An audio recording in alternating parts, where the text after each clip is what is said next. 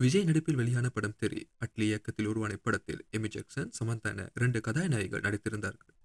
GV. Prakash இசையமைத்த இப்படத்தை Kalaipuli S. தானு தயாரித்திருந்தார். இதில் விஜய் போலீஸ் அதிகாரியாக நடித்திருந்தார். இப்படம் வெளியாகி ரசிகர்களிடையே நல்ல வரவேற்பு பெற்றதுடன் மேலும் வசூலிலும் சாதனை படைத்தது. இந்நிலையில் தமிழில் திரைப்படம் பொங்கலையொட்டி ஜனவரி 15 அன்று ரீ-ரிலீஸ் ஆக உள்ளதாக தயாரிப்பாளர் தானு போஸ்டர் வெளியிட்டு அறிவித்திருந்தார். திரைப்படம் பொங்கலையொட்டி ரிலீஸ் ஆவது விஜய் ரசிகர்களை உற்சாகப்படுத்தியது.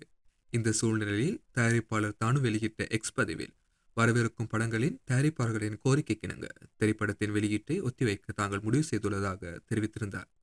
இந்நிலையில் திரைப்பட ரீ-ரிலீஸ் குறித்து தயாரிப்பாளர் தானு 2 அப்டேட்களை கொடுத்துள்ளார். ஆமாம், தெறி ரீ-ரிலீஸ் ஆகும் புதிய தேதியை தயாரிப்பாளர் அறிவித்துள்ளார். அதன்படி திரைப்படம் வரும் 23ஆம் தேதி வெளியாகும் என அறிவிக்கப்பட்டுள்ளது. தெறி ரீ-ரிலீஸின் புதிய ட்ரெய்லர் நாளை வெளியாகும் எனவும் தயாரிப்பாளர் அறிவித்துள்ளார்.